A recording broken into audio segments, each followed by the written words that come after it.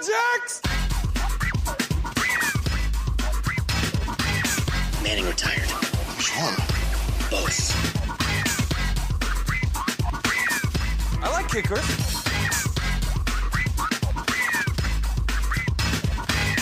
Put him on the board. Hausch Mazzoli. Got it.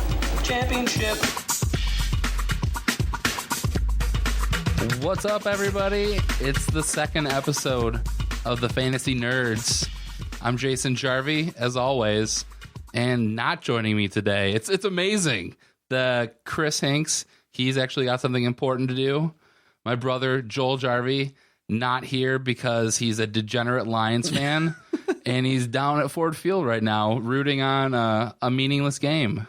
But yeah, he's taking his kid, so they're having a fun time. But with me today, a special guest, a good friend of mine. You may know him as the Jock. It's Adam Straczynski. How's it going, Adam? What's up, buddy? I haven't seen you in forever. It's true. I think the last time we saw each other was when they tried to get Specs After Dark going again. I think so. And it just ended up being two girls and me and my wife. Two girls in a cup and you and your wife. And then you and your wife. Yeah, and then we showed up. So it was we were there after everything. It was a little awkward, but yeah. It was all good. Yeah, it's how's it been? We were on the same network, but we hardly ever talk. I know, I hardly ever see you. We went from seeing each other twice a week at least, and now I never see you. I know, it's like you're every at other that month. one radio station. It's different. Anyways, since you are the fantasy guru, I got some questions for you. Self-proclaimed, yes. Yes, I have some questions for you. I'm a commissioner of a league, and I think every commissioner runs through these issues. So I need some help addressing this. In my league, I've got 11 degenerates, including myself. 12 degenerates then. And I sit there, try rounding these guys up months before the draft. Sit there, send out emails, send out text messages, send out Facebook posts. Any way I can get a hold of these people, I just try to contact them. Say, hey, we got to get together. Let's find a day that works for everybody. And it's really difficult because you got 12 different schedules that you're trying to plan around. So let's try to figure out a day that works best for everybody so we can do our draft. Because we always do our draft live and in person. It's usually a good time. It's the only way to do it, really. Yeah. And I end up usually losing my mind twice during the draft, maybe 3 times. It's getting a little bit better because my dad's like a habitual double drafter. He's trying to draft Matt Ryan in the 12th round, and he's been gone since the 3rd. So it just drives you insane. Looking for Adrian Peterson somewhere around the 15th. You might be able to find Adrian Peterson from Chicago. Yeah, that's right. So how do you go about addressing these issues with people who won't respond to your emails, respond to your text messages, respond to your Facebook post, respond to anything? You open up the league, you open up the website, the house of everything that you do in your league. You open it all up and you say, hey, go check this out. I got some stuff up there for you guys to read. Just respond. Just need to respond. I need to know you're alive. That's all I really need to know. I need to know if you're alive. And I get nothing. It's really hard to do. How long have you guys been doing this league? This is, I think, the 4th year. 4th year? So you guys are pretty young in terms of league, I guess. Mm-hmm. It gets hard. When you start a league, back in the day, and then we've been doing it for 16 years now. And it gets rough. People move away, people get families, and as a commissioner, you gotta keep trying. And I know Chris, he's kind of the main commissioner. He's kind of the link between everyone in our league, and he makes sure that he gets in contact with everybody. You may have to let go of some people. It just happens. I don't know. How do you feel about that? Turnover in leagues? Yeah. We've had turnover in our leagues in 16 years. Probably maybe 5 or 6 years into it. I think 4 or 5 guys left. And then, we got new people because fantasy football is, people love to do it. Yeah. And we had other friends who wanted to get into the league. And, we've been probably for the last 4 or 5 years, we've had a solid group. We were for a little while, we would have to replace one person. Maybe if you do have to let go of some people, maybe decrease the league size. You can decrease it to a 10-team league. Oh, that's horrible, though. 10-team leagues, I think there's a difference between a 10-team league and a 12-team league. And it's much more difficult, and I think the cream really rises to the crop in a 12-team league as opposed to a 10-team league. Well, I think it all depends on how you set up your league, though? And what do you? So you would say because it's a 10-team league that there's more people out there on the waiver wire, and that 12-team league. Yeah, I would agree. 12-team league, you have to draft well. You have to make good waiver moves to be able to survive. You can set up your league in a 10-team league to be competitive. Add more roster spots. That's what we've always done. We just did away with it, but we had IDPs for the longest time. Oh, really? Where it initially started out where we started a D tackle, a linebacker, and a defensive back. And, it got tough because there's probably one or two really good defensive tackles. Linebackers are really there ended up being a ton of linebackers on the waiver wire who are just scoring tons of points, but you can only start one. By the end, we finished with IDPs. You could pretty much start, whatever position you wanted. So then you could have the guy who wanted to draft J.J. Watt because he scores a ton of points. Other people, they can go with linebackers. I gotcha. I don't know, man. It's just the dropping people is okay.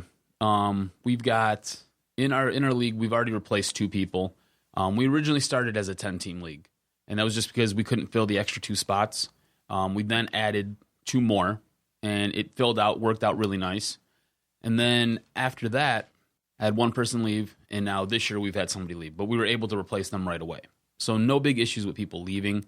It's just trying to get these people to respond back to me so we can try to facilitate this. Because now, prime examples today. I sat there, I sent out a pretty coarse email to everybody saying, hey, nobody responded to me, so apparently you guys either don't check your emails or you just don't care. So we're drafting on this day. So I give a day that we're drafting, everybody comes back and responds back with, oh, no, this day works better, this day. Well, why didn't you just say that in the beginning? So I don't know. I feel like this is something every commissioner runs into, and I just think it's awful. I think people who are out there who play fantasy football, you got to realize what the commissioner's going through, man. They're in charge of everything, and they got to collect your money, make sure people get paid. All at least you can do is just respond. Yeah, in serious leagues, commissioners really do have the toughest job. And like you just did, you gotta drop the hammer sometimes. You gotta make a decision.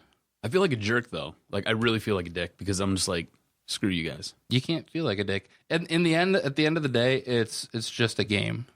It is just a game. I mean, it's worth some money, I'm assuming. Yes. But it's just a game, and you should never lose. I know it happens tons of times, but you should never lose friends over fantasy football. It's okay to be upset, but don't end a friendship because there's a disagreement over 0.5 points in a game. All right, so this will just be something I have to kind of work through. I feel it's slow and steady here. It's gonna happen. Yeah. So, but let's. You have any other questions for me before we move on? No, I think that's kind of it. I mean, I guess I just really wanted to know how to go about addressing these situations with the degenerates in my league. I'm pretty sure if you be yourself, which you're a pretty forceful guy, yeah, I'm pretty sure you'll succeed. Right. But let's dive into some player news. Let's start off with Tom Brady. Tom Brady, he's the golden boy. He's my boy. Went to Michigan. I love Tom Brady. I know he's the cream of the crop in New England. He's the sexiest man alive, I'll be honest with you. And they're going through some stuff right now with him in the NFL. I don't think anybody's really going to come out unscathed on this. But, we had some people on Periscope who are actually asking us, how should this affect Tom Brady and where he's drafted? Well, I don't know about you, but I think Tom Brady already, because of where he's at in his career, he's not the number 1 quarterback on the board. He's not the number 2 quarterback on the board. I'm thinking he's somewhere between maybe 3 and 7. So at that point, with all the running backs that are out there, all the big name wide receivers, I think you're drafting Tom Brady somewhere right around the 3rd round, maybe the 4th round. So if Tom Brady's there, I think you go ahead and you still take him, even if there's that possibility of the 4-game suspension, because you can pick up a good backup a little bit later in the draft. So you can come back somewhere right around the 8th, 9th. There might be some value out there right around the 10th round. You pick them up, plug them in, and they play your first 4 games. Tom Brady comes back, and you're right back into business. And if you remember last year, Tom Brady started off really, really slow. He killed a lot of teams because he just wasn't putting the points up like he was a few years ago. Yeah, then he came out and said that his offense sucks, and then they turned it around. That's right. With Tom Brady, and you have to go with the flow of the draft. If you're in your league, if there's a ton of quarterbacks drafted and you have to take them in the 3rd or 4th round, then definitely look at them. But most likely, quarterbacks, you can wait on those guys, because if you're not getting Aaron Rodgers or Andrew Luck, there's a lot of parity. Aaron Rodgers, Andrew Luck, those are the top 2. They're the top tier of quarterbacks. There's a huge drop off. Yeah, after that, there's a number of guys who you can take and get similar production. So, Ben Roethlisberger, Russell Wilson, even Eli Manning to some sorts, Peyton Manning, Drew Brees, all those guys will get similar numbers to Tom Brady. So I would look at getting one of those guys before you get Tom Brady, because Tom Brady, he is getting older and he's most likely gonna miss some time. If you really think about what does he have out wide, his big money guy is Gronk. So he's not really sitting there tossing the ball 50 yards downfield, getting you those extra bonus points that most leagues have. So I agree with you. Wait on Tom Brady if you can. I mean, if there's a run on quarterbacks and it falls to you that way, you got to pick him up. It's Tom Brady. Yeah, it's there's a lot of talent for quarterbacks, and it all depends on how your team is shaping up. It's your draft should be it's very fluid. You shouldn't go into the draft thinking I need to take this with the 1st round and this with the 2nd round and this with the 3rd round.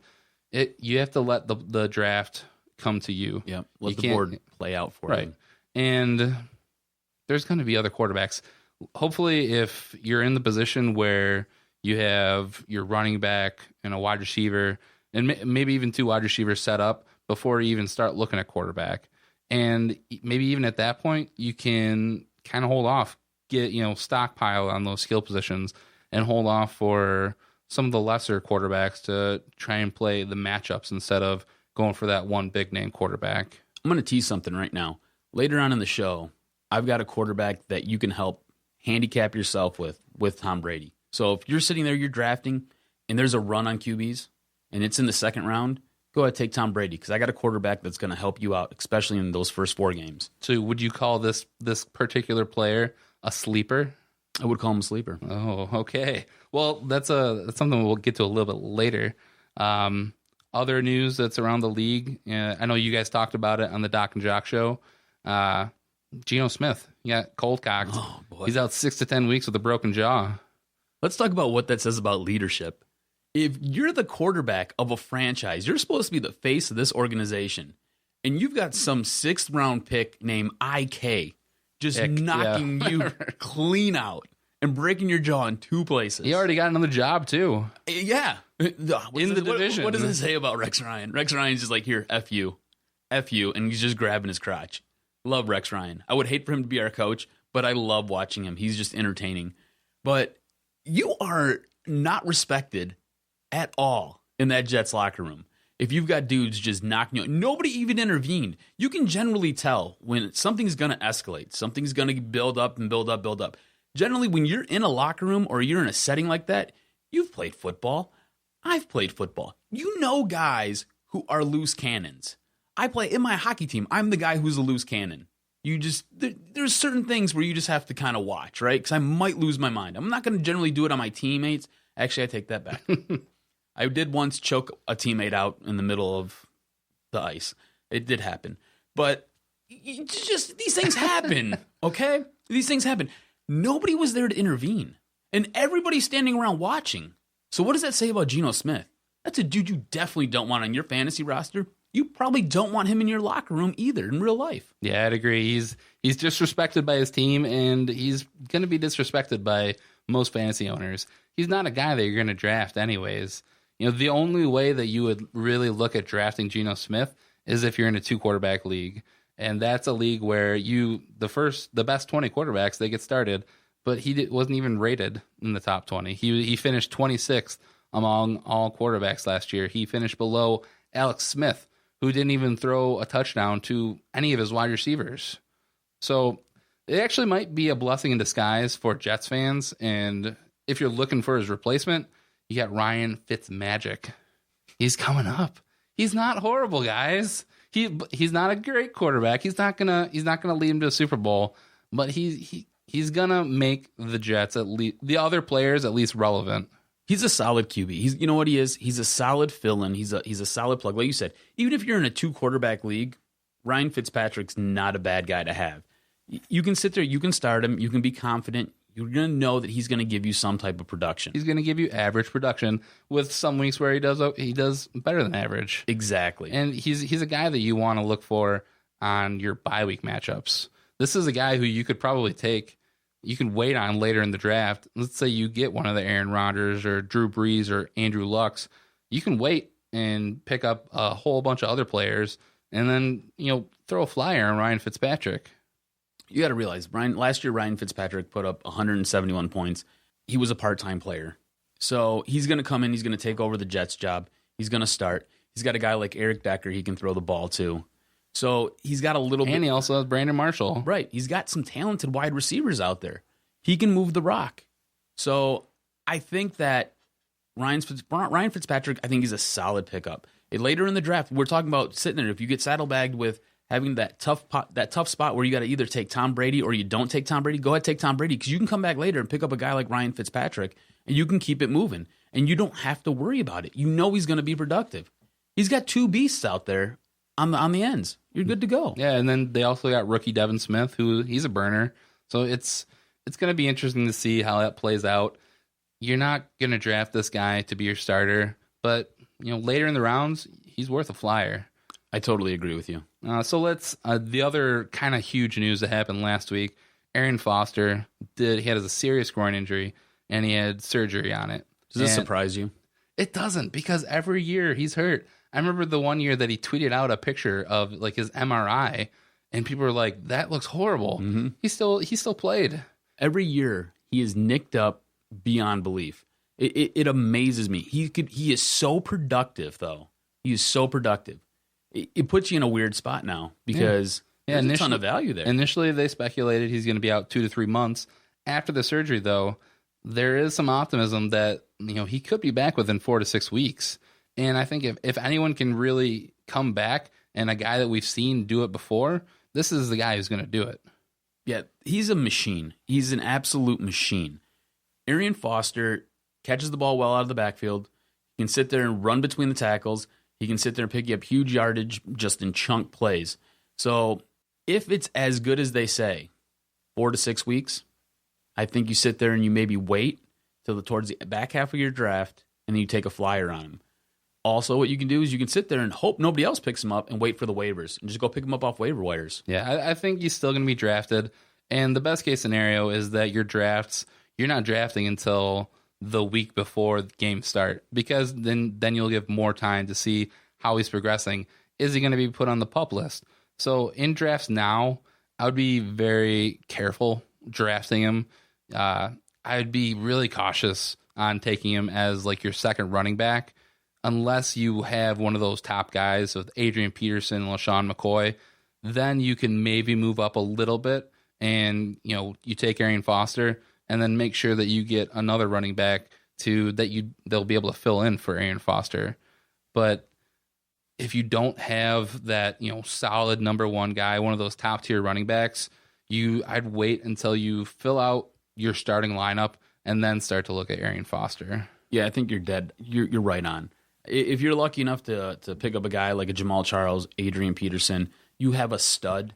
You can then sit there and kind of trick around, maybe pick up Arian Foster, then come back and get some value later on a running back that's just kind of hanging out there that you see some potential in. Pick him up, plug him in, and then as soon as Foster's ready to go, put him in there, and then I think you're kind of set. You got a two-headed monster. Yeah, there are two guys that you want to look at if you do want to take a look at the other Texan running backs. On the Fantasy Sideline Show, Tristan Cockcroft from ESPN, he advised people to stay away from Texan running backs right now.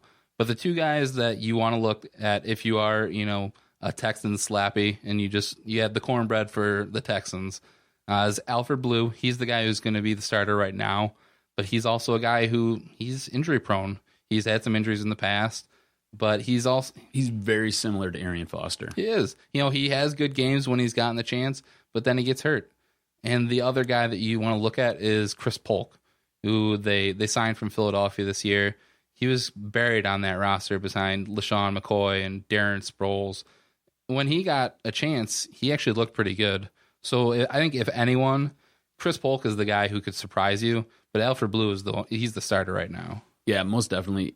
If Alfred Blue's there, or you're looking for some value, go pick up Alfred Blue. If you want, if this happens to you, and Arian Foster is sitting there, and you're, I don't know, maybe in the 3rd or 4th round, go ahead, pick him up, and then make sure you get the handcuff with Alfred Blue.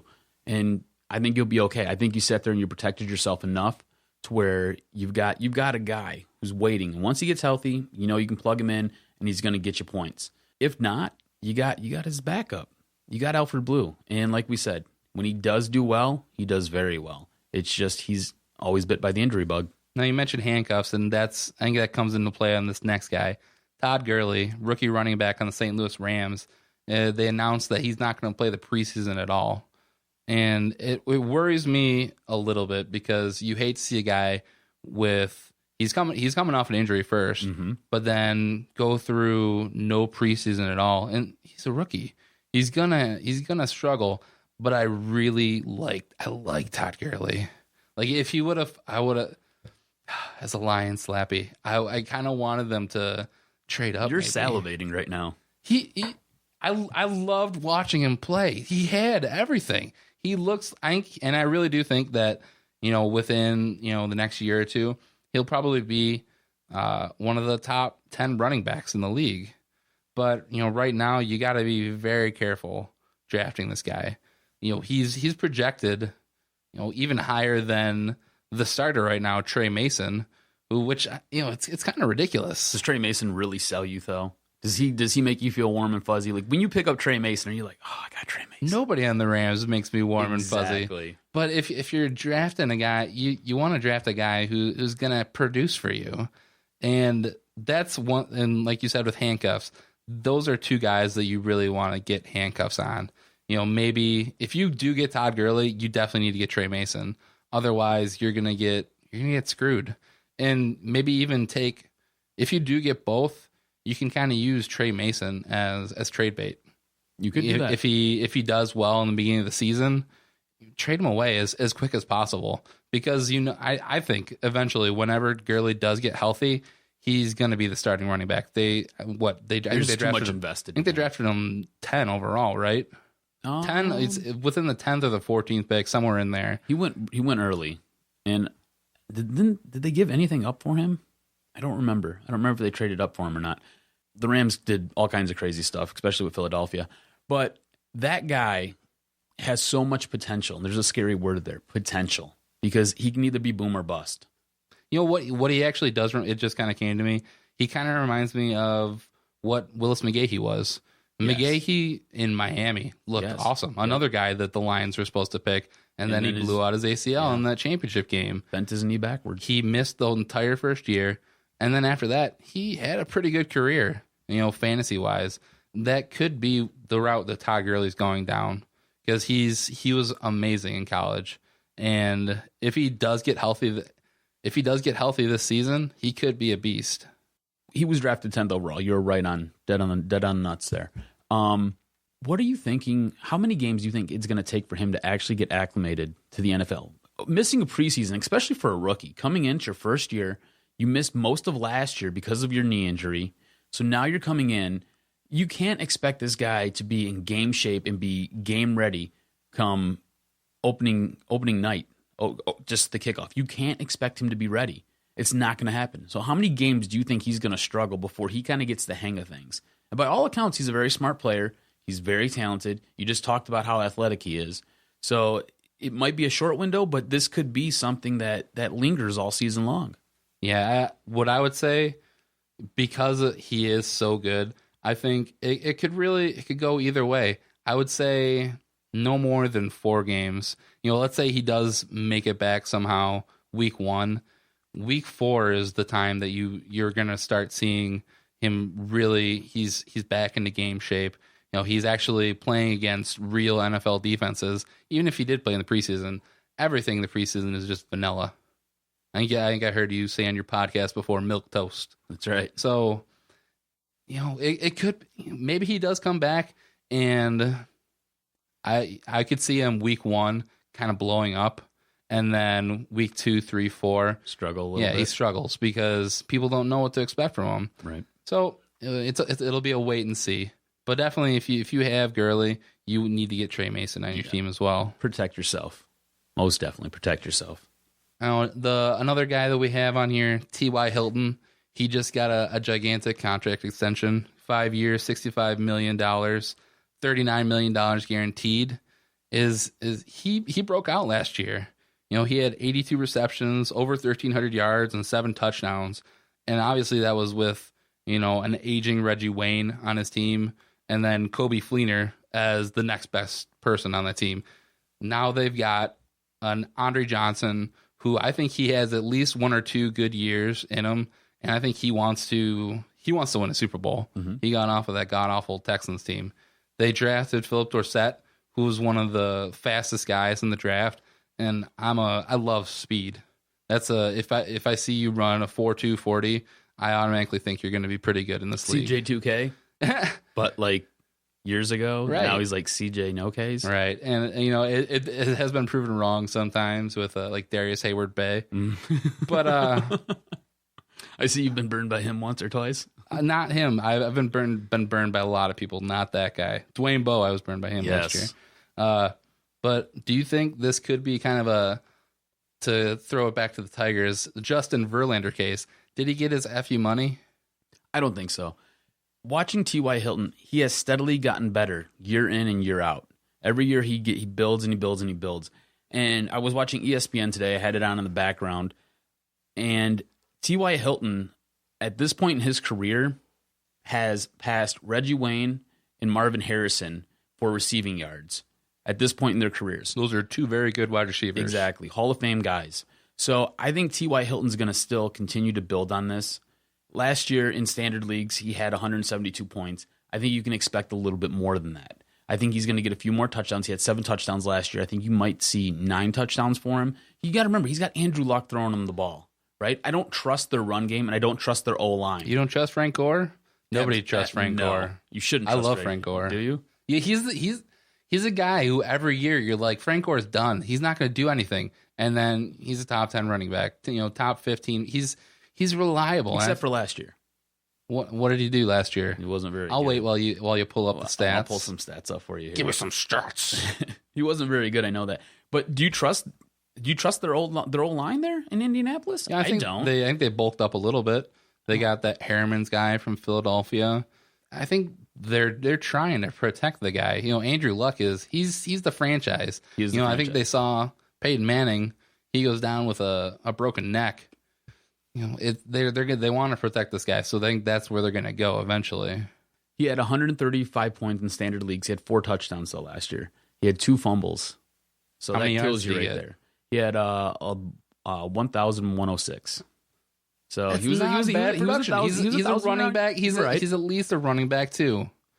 He's a guy who you can wait on, or he's going to fall in like the 2nd or 3rd round. If you have one of the top 1 or 2 picks, if he falls to you, that's a running back that you want to pick up because he's going to help you out. He's a guy that you can pick up and stash on your lineup, but I'm not trying to draft him high in. I'm not trying to pick him up in the 2nd or 3rd round. And everything that I've seen, that's where he's projected to go, which blows my mind.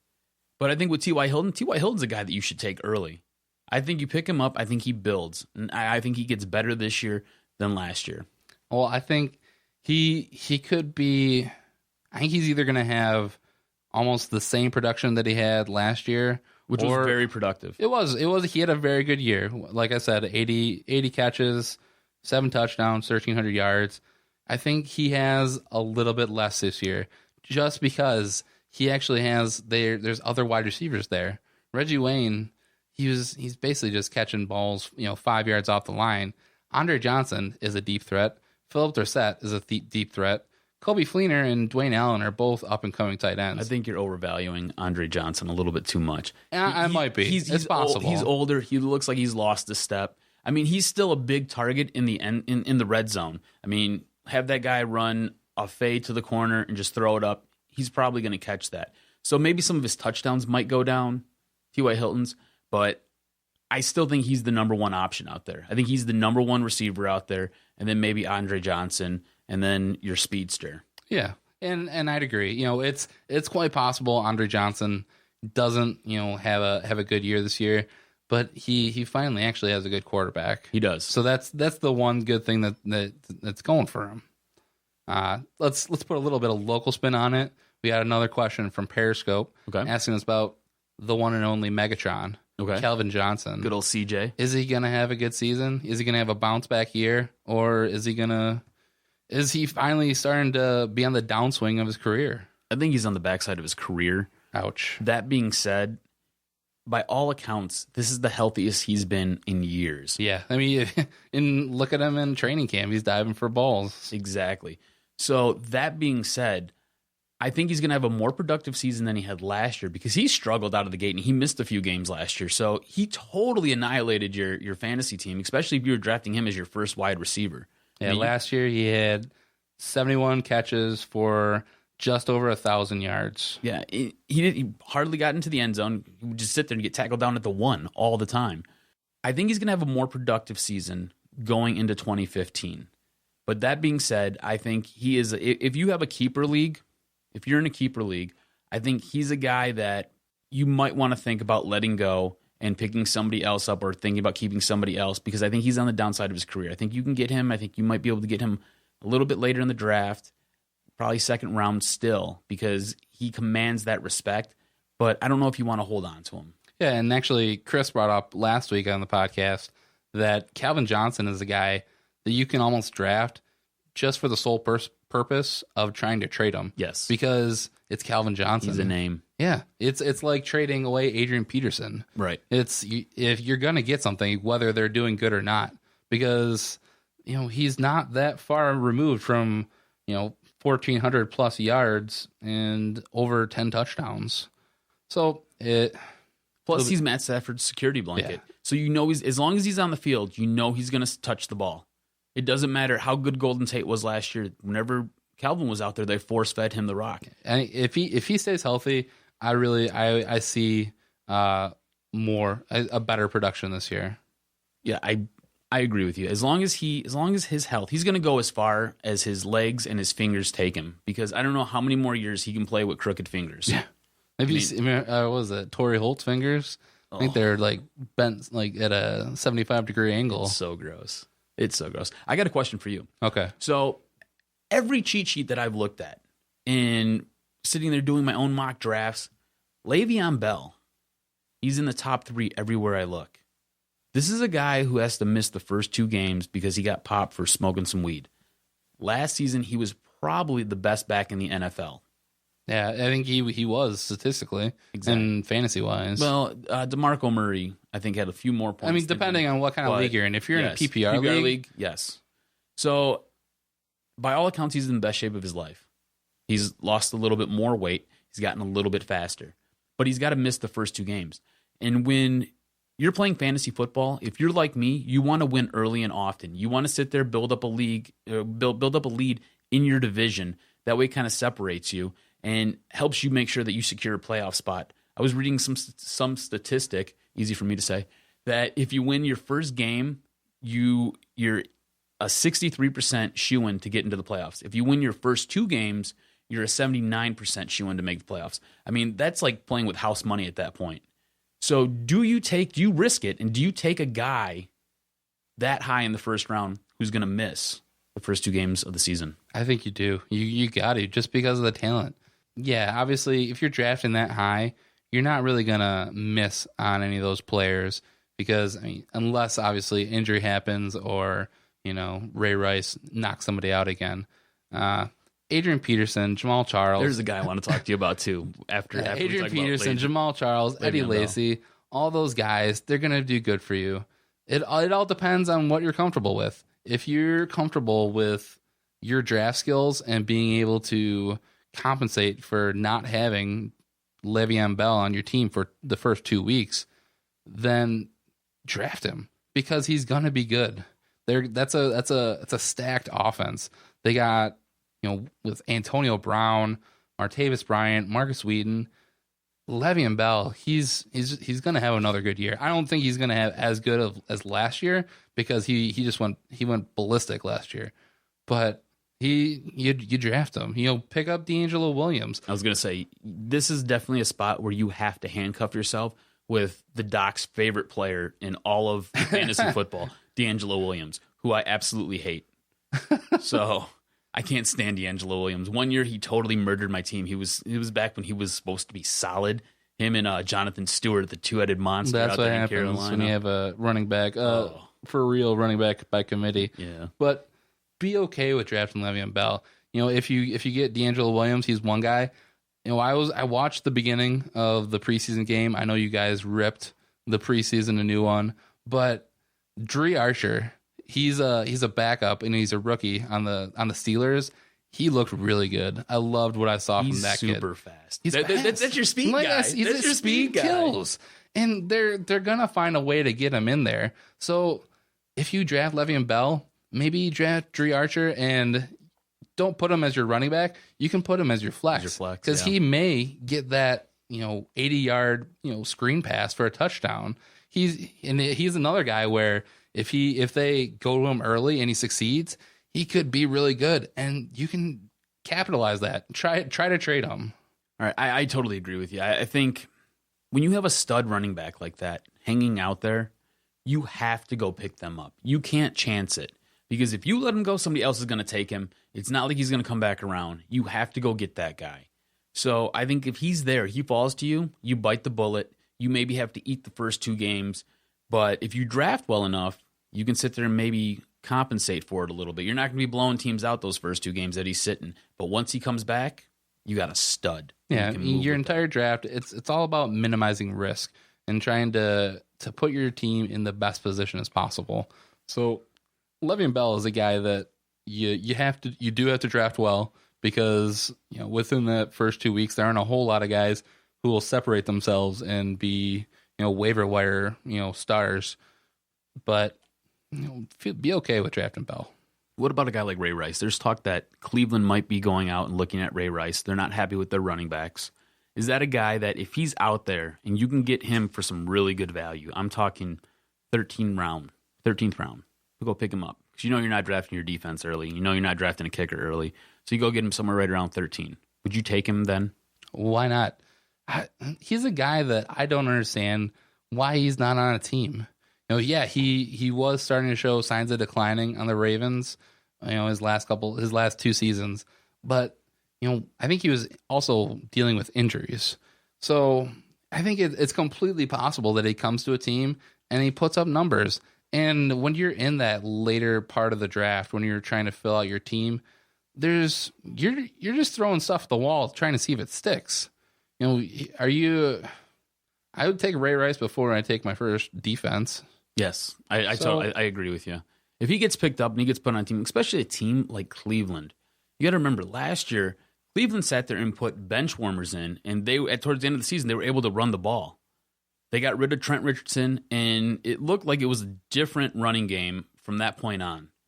So I think you can sit there, you get a guy like Ray Rice, you plug him in, you get him late. You don't want to go early with him. I say no earlier than probably the 11th round. Yeah, Ray Rice, you fill out your team besides your defense and your kicker.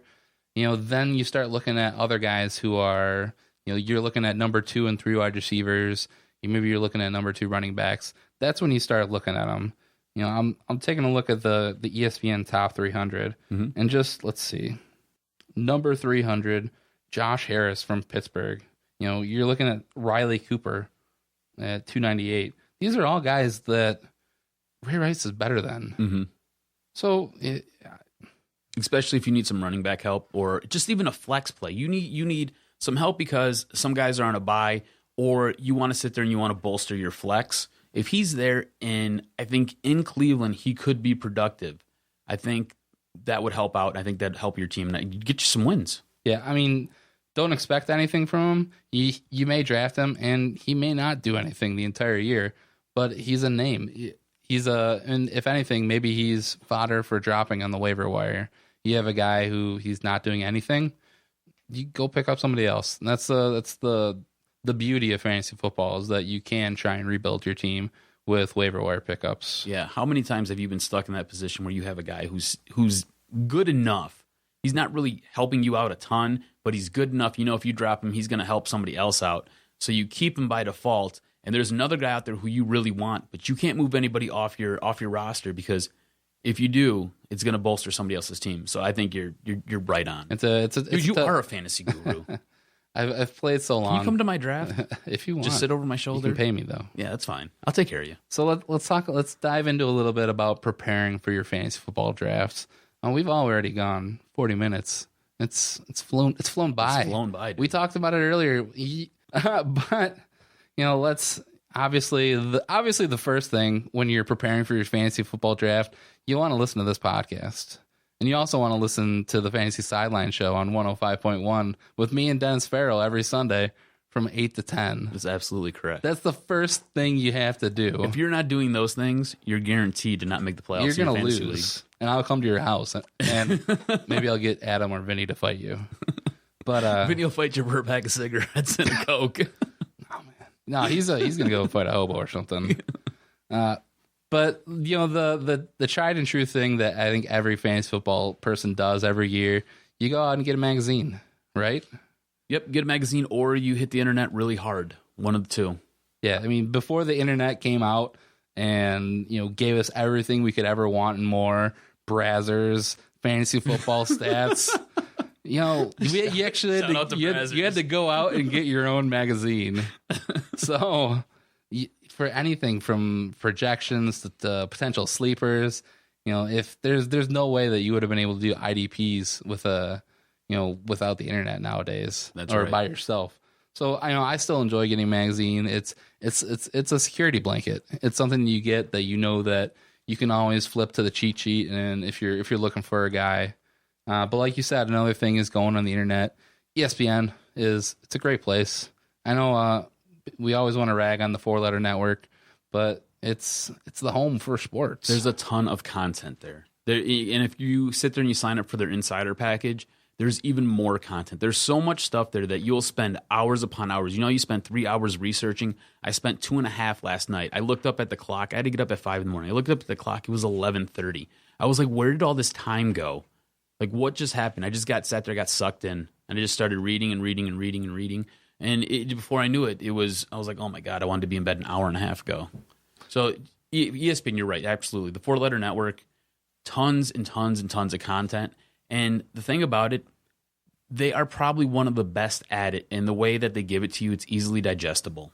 So it's easy to get a hold of, easy to read through, easy to sit there and get helpful tips and hints for what you want to do and players that you want to target. Yeah, so CBS Sportsline is another good one. And we're talking about online. Definitely get on Twitter and follow all the Adam Schefters, all the Dennis Farrells, the Jarvi the Kings. I'm not gonna tweet out a ton of fantasy stuff, fantasy information. I might start, but the main guys you want to look at: Adam Schefter, Ian Rappaport, all the NFL guys who they'll give you all the updated information. And the Sunday mornings when you're trying to figure out who do I start, somebody's questionable, is he going to start for the game? That's where the news is really going to break. So you look there. That's more for mid-season. But when you're preparing for your draft, you have either your magazine or if you printed out a bunch of cheat sheets. And the next thing you want to do is make sure that you target certain players. You go through a highlighter. If you really like Matt Stafford and you can't lay off the cornbread, highlight his name, circle it, put some stars and some hearts. So that when his he comes around and it's getting close to his average draft position, you can take him and put that sticker on the board so hard that you'll just feel so good inside. I mean, you got to target players. You do. I mean, with live drafts, it can get a little hectic. Yeah, it can get crazy, and especially when there starts runs, when there's a run on tight ends, when there's a run on running backs, a run on wide receivers. You got to be mindful of what's going on in your draft at all times because you might have a guy who you're like, okay, well, he's not going to the 5th round, and we're only in the 2nd. And next thing you know, you're in the top of the 3rd round, and there's been a run on wide receivers. So now the guy that you were targeting in the 5th round, he's next on the cheat sheet, and there's one dude between you and him. So if that guy passes, you're going to want to jump on that guy that you targeted. And at that point, I think like you said, you can feel confident in your pick, Not so much that you were reaching for a guy, but at this point, like you said earlier in the podcast, you got to play the draft. The draft has to come to you. You can't sit there and you can't try to dictate what's going to happen and how it's going to go. You got to. I'm gonna quote Bruce Lee. You have to be like the water. The water flows. So you can't be rigid and stiff. Monkey eat banana. You can't be rigid crop. and stiff in your draft. You have to be flexible. Yeah, and I think another thing that targeting does, it helps you make smart decisions, because like if there is a run on wide receivers and you were targeting a wide receiver in that round, maybe you don't take that next wide receiver that you have targeted. You look at your other positions that you got. Maybe you need another running back, and the running back that you have next on your list is rated higher. So you want to get the best value where you're drafting. So I think that's another thing that highlighting and targeting players really helps out. Most definitely. And the last thing that you really want to do when you're preparing, regardless of anything that you hear on this podcast or any other fantasy sideline show or podcast, fantasy podcast anywhere, whatever you read online, you got to make the decision yourself. You got to make your own choice. Go with your own gut. Don't let us make the decision for you. You use the cheat sheet as a reference. Use the magazine as helpful information. Use what we're giving you as tools in your repertoire. When you go to your draft, you've got to be the one who likes what you take. You have to like your team. You can't walk away from your draft and hate your team, because if you do that, it's going to suck all season. And believe me, 12 weeks that then turn into 13 weeks, actually. 13 weeks that then turn into another 3 with playoffs, it's miserable. It will suck. So like your team, be confident in what you draft, and sit there, be flexible with it. Yeah, and another reason that you want to make your own decision is that anything that you read or hear, we're giving you our opinion, and we can, skew the facts to make it, work with whatever we're saying. And I'm going to give you an example. I'm going to give you 2 quarterbacks. I want to get your opinion on who these 2 quarterbacks are. Okay. Quarterback A. This quarterback is coming off one of the best seasons of his career, and he returns all of his weapons. He's decreased his interceptions each of the past 3 years. He was also top 3 in rushing touchdowns for QB and top 10 in rushing yards for QB. He should continue his dominance. Quarterback number 2. This quarterback's completion percentage has declined the past 4 years, and his division's defenses are just getting better. He has the 10th hardest schedule for a QB. He has as many fumbles in the past 2 years than he had in the previous 4 combined. A team that could rely more on their breakout running back, he could be in for a down season. Second quarterback's Aaron Rodgers. And who's the first? The first. I was initially going to say Colin Kaepernick, but he doesn't have Frank Gore, and that was a weapon. I'm going to keep it in division. I'm going to say Matt Stafford. Both of those guys are Aaron Rodgers. Oh, really? So you can skew the facts any way you want. They're all those things that I said, they're all facts. But you can make a case for Aaron Rodgers not being a good quarterback this year. It's all speculation. So trust your gut. Make your own opinions on players. Dude, that's a great example. That's outstanding. I can't take credit for it. It's something that Matthew Berry does every year in his draft day manifesto, where he compares 2 quarterbacks. And it really shows that the facts are out there, and you got to make it your own. Dude, that just blew my mind. Like, the fact that you sat there, because, like, I didn't even think Aaron Rodgers was the first guy. I didn't. The second guy sounded just like Aaron Rodgers. At this point, he's been the number 1 quarterback forever and a day. At some point, it's got to go, right? You just get old, and you're not as productive. Anything could happen, but he's probably still going to be the number 1 or number 2 quarterback this year. Exactly. So you're at your draft now, and let's talk about some draft strategies. Okay. The tried and true one, everybody knows. I think we talked about the fantasy football commandment, of getting a magazine. It's running back. You're taught running back first and second round, and I think we might be going away from running back now. Are you subscribing to wide receiver? No, I think I'm subscribing more to letting the draft flow to you. And it all really depends on where you are in the draft and where you're drafting. If you're in the top part of your draft, you're taking one of those top running backs, you got to wait and see what's coming to you on the back end of that. Because if you can take the number, 15 running back, or if you have your pick of maybe the number 8 and 9 wide receiver, you go wide receiver. I think so.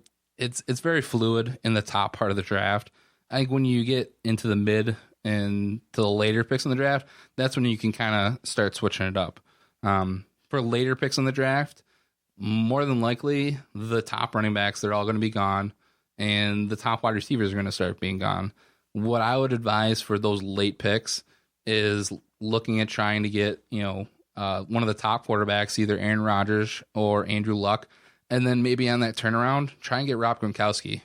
You get a tight end. Dude, Gronk's going in like the first 2 rounds. You have to. He should be. You draft Gronk high. You go high. It's Gronk or bust. It was just like what Jimmy Graham used to be. Jimmy Graham used to be Jimmy Graham or bust. And then there was Gronk after, but it was always Jimmy Graham.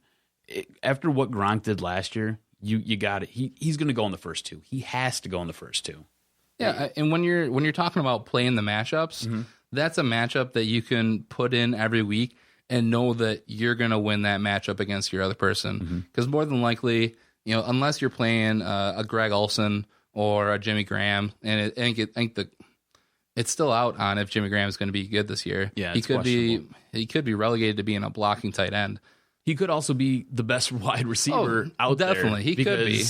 Doug Baldwin doesn't really sell me. If that's the case, then then it's the same thing that it has been the past couple of years. Exactly. Gronkowski and Graham are the only tight ends that you really should be looking at in the top part of the draft. Exactly. But if you get one of the top quarterbacks, one of the top tight ends, then you're set at those positions, and you can fill in running backs and wide receivers and in the rounds 3 through whatever.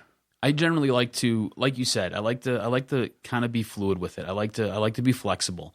But early in my drafts, I like to look for one of those stud running backs if I can get that. I target one of them, and then if they're not available, I try to target the top tight end. If Gronkowski's there, I'm picking him up. A few years ago, I was targeting Jimmy Graham. I was picking him up. If they're not there, I then try to target maybe the top quarterback that might still be on the board.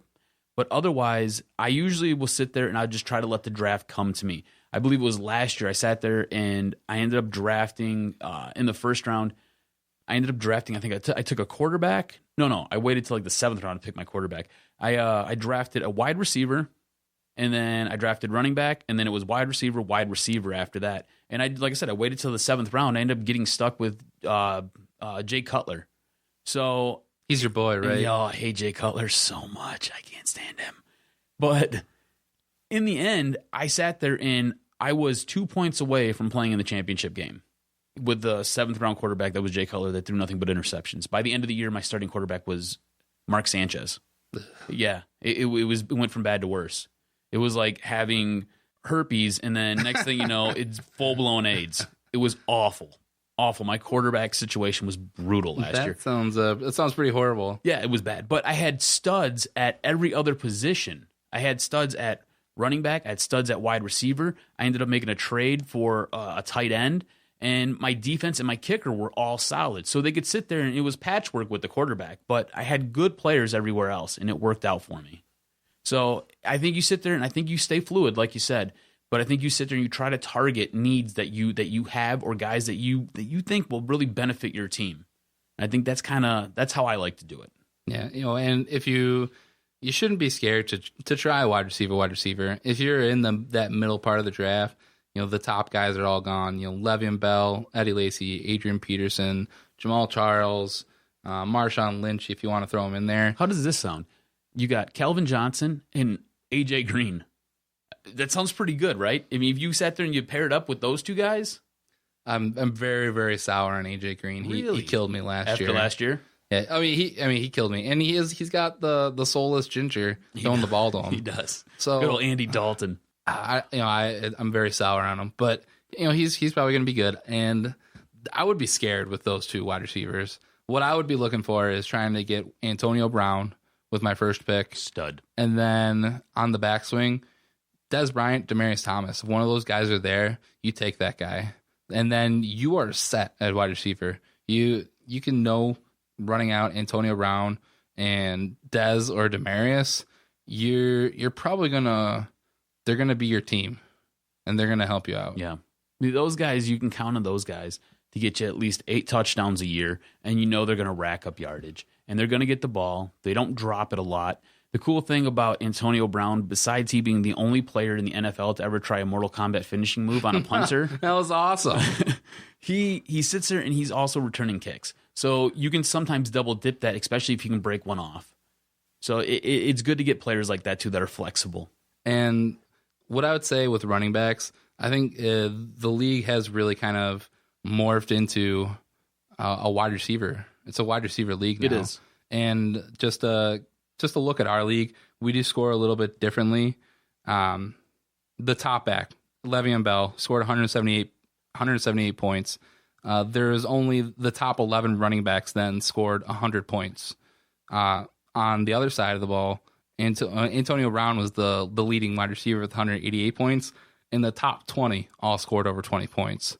So if you don't get one of those top tier running backs, you want to then load up on wide receivers. Yeah, you could offset it with 2, maybe 3 really good wide receivers. And if you do get those wide receivers and one happens to pan out a little bit more than the other, then you can go ahead and trade them. Try to get one of those, a running back that's maybe, started off the year slow. I know last year it burned me a little bit, but I drafted LaShawn McCoy.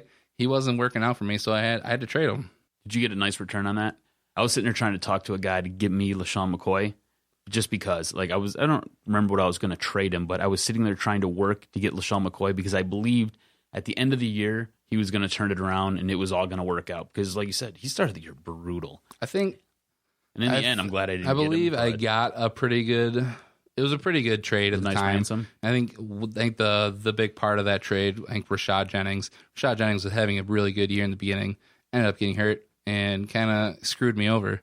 But whatever, it's in the past. Mm-hmm. But yeah, just go into the draft, and probably the best way to do it is let the draft come to you. We're at that time that you kind of teased at the beginning of the show, the sleeper, bust, and deep sleeper segment. This is going to be so much fun. It is. This is going to be so much fun. I loved doing the research on this. And the way that I put my picks together is I sat there and I looked at where the player would probably be drafted, what you would expect to get out of that player, and I then projected how it's actually going to turn out. So a little bit of maybe a confusing combination there, a little bit of a problem solve issue there, some math for you. But my sleeper, I took quarterback from Minnesota, Teddy Bridgewater. Okay. And the reason I took him, he's ranked somewhere between 12 to 20 for quarterback rankings. So he's going to be at the back half of your draft. You should be able to get him 8th round or later. All right? That's if anybody's going to take him. I know in my league last year, nobody was high on him. He sat there and he just spun. And I think this year it's probably going to be the same. But last year, over the last 6 games of the regular season, he averaged 22.3 points per game.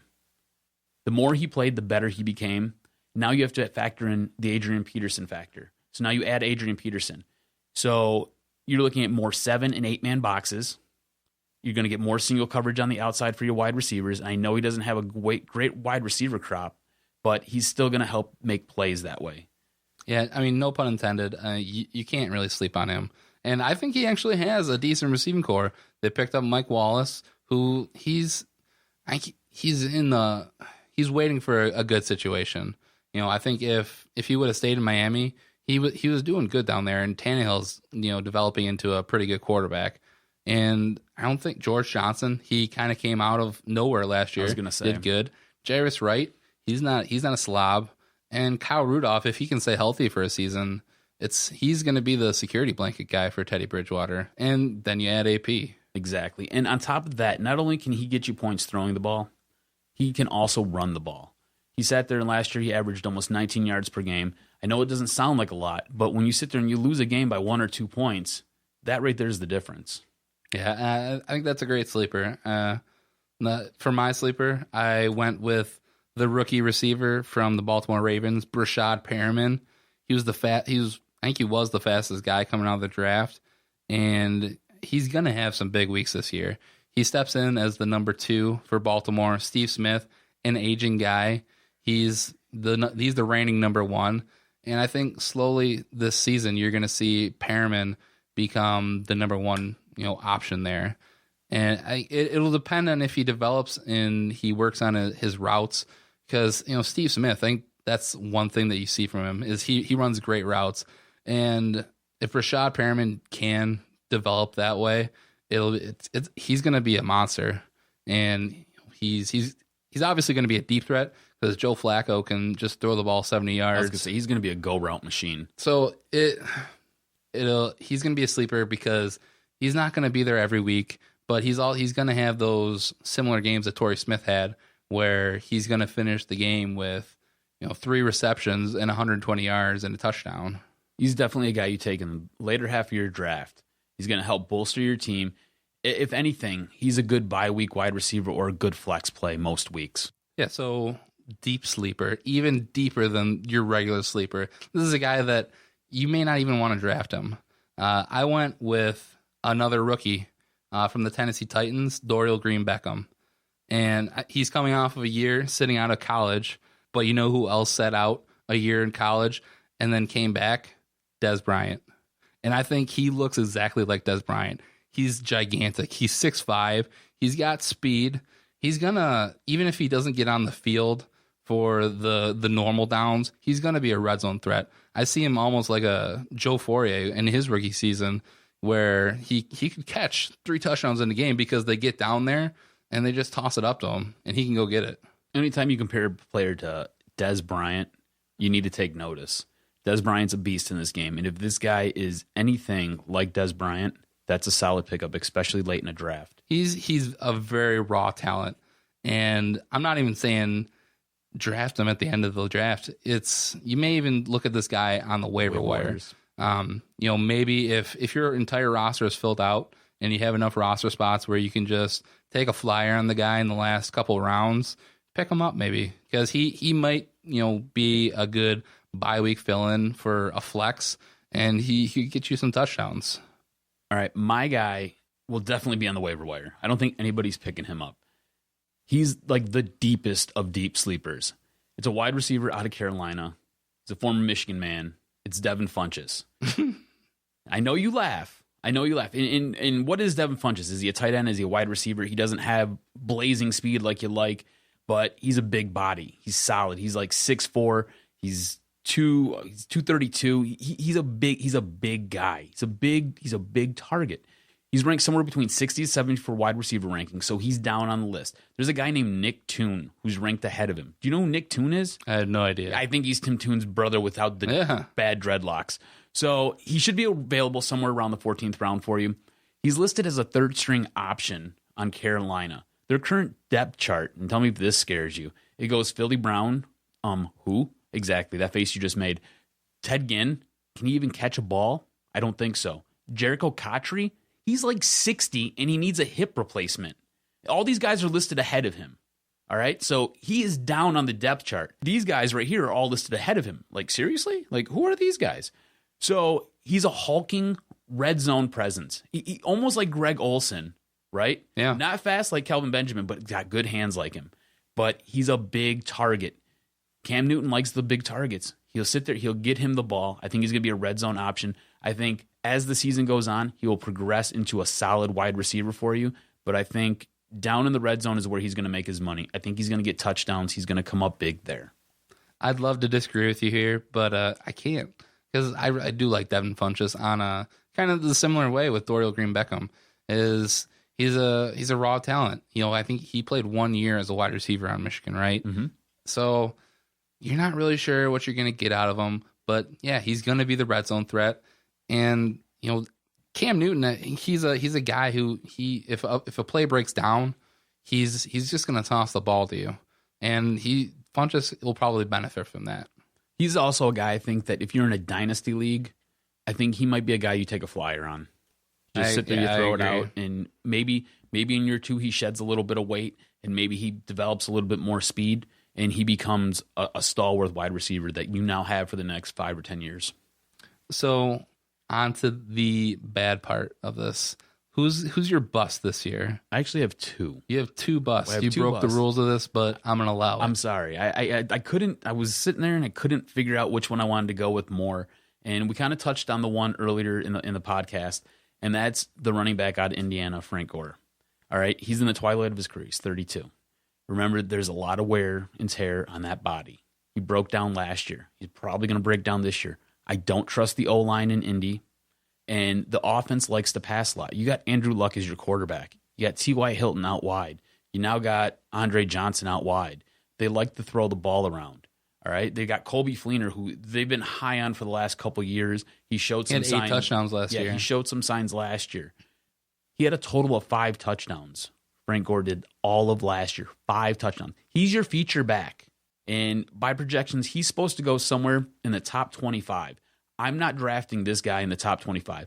Maybe somewhere down the road, maybe right around, I don't know, from 30 to 50, I might take him.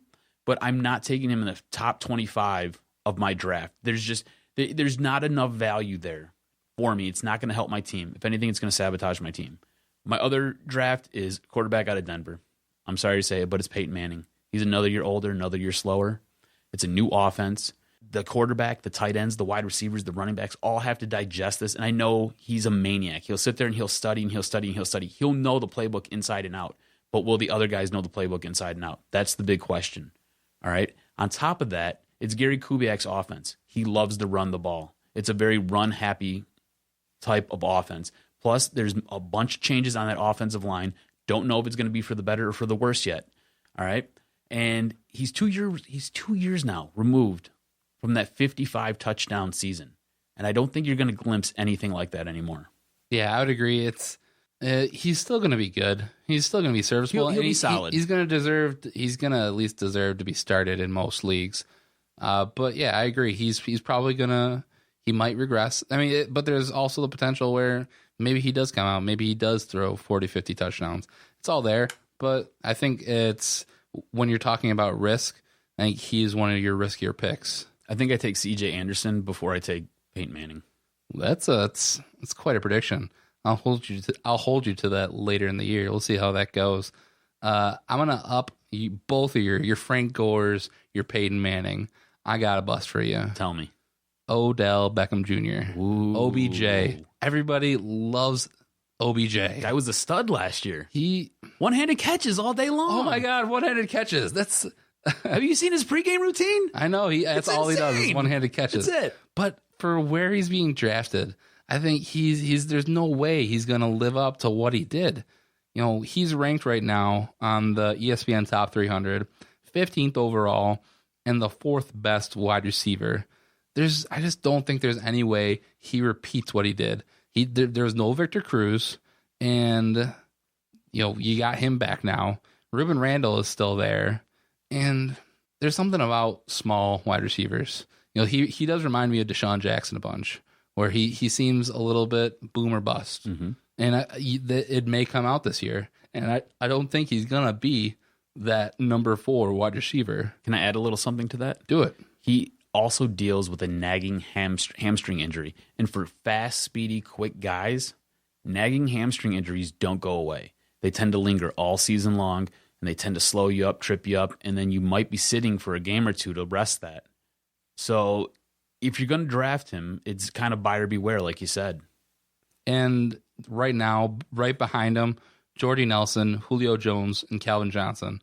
All those guys, I think, are safer picks. I would take Jordy Nelson all day over Odell Beckham Jr. Jordy Nelson, no doubt. Julio Jones, I think he's proven that he can be a top wide receiver already.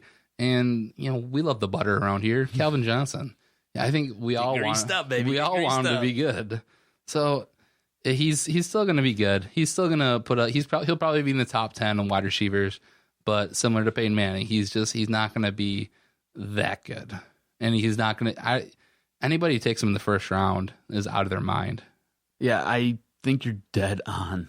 As painful as that probably is to hear for some people who might have him, just expect a sophomore slump. That's really what you can do here. Protect yourself. Maybe get another top wide receiver in there next to him, or get a guy who's really productive and slot them in next to him, because I don't think he's going to be healthy all this season. I mean, you got to remember last year, he missed a ton of games. He missed a ton of games with that hamstring injury, and I think it's going to kind of linger through most of his career. Well, Plus, he's got Eli throwing him the ball. Yeah. Can you really feel good about Eli Manning throwing the ball to you? I mean, the dude's a mouth breather, let's be honest. You ever see him? He's got some of the best upset faces ever. But that'll wrap it up for the show. You know, we haven't even heard anything from the doc. He's just sitting over here. He's chuckling, looking at his 7 phones. He's digesting all of the information. So when we go to our, because he's in my fantasy league, actually. Is he a guy that doesn't return your phone calls? No, actually, he's one of the few that sits there and gets back to me immediately. But when he does it, he talks a lot of trash.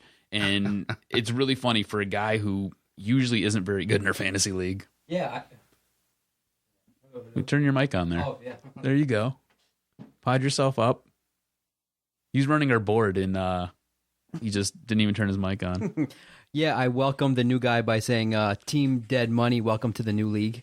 Love trash talking. That's what it's about. That's why I was so intently listening last week when you guys were talking about trash talking and how it's kind of gone away a little bit. People are too sensitive. No, I'm all about it. I haven't won the league that we're in, but I'm having a good time. And right now the Lions preseason game's going on as you guys are recording, and I'm having a great time. It's good stuff. I'm in the bubble right now, so don't spoil it. Oh, you're in the bubble? Okay, I won't spoil it. But don't check our Twitter because I'm blowing up the Twitter. Good job. This was a great recording. A quick. I want to get your input on Smack Talk. Okay. Is it after the fact? If you haven't said anything all week and you beat a team, is it okay to talk smack? I think it's okay. Do I think it's called for at this point? No. I think at that point, it's almost like coming back and sticking your chest out after somebody already knocked the bully in the parking lot out. Right. It's like kicking a guy while they're down. Exactly. You want to kick them while they're still up. Exactly. I think what you do is one of the best smack talkers in a league I played in was my mother. I played with my mom in... Ouch. You can't smack talk back to your mom. I sat there and I made fun of her for drafting Peyton Manning the year he put 55 up. I was like, he's on the downside of his career. He just had neck surgery. I was like, what the hell are you doing drafting that guy early? She took him in the first round. Yeah. She then hung 55 points on me in 1 week that we played. She annihilated me. I think I scored like 83 points. She had like 147.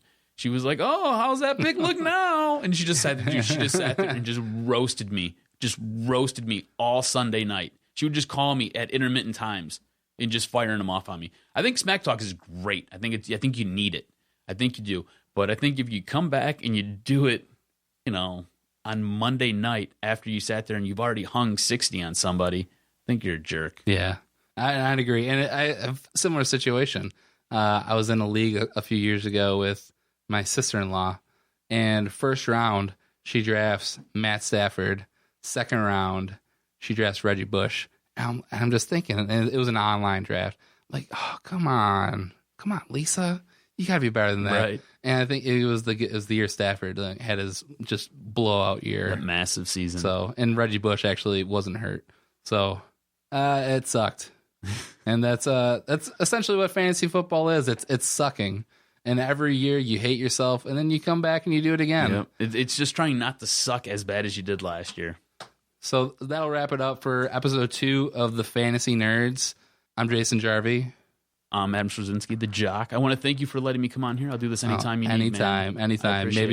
Maybe if Joel wants to take his son out to a nice dinner, maybe I'll have you back in. Excellent. Thank you. So I had a great time. Until next week, see you later.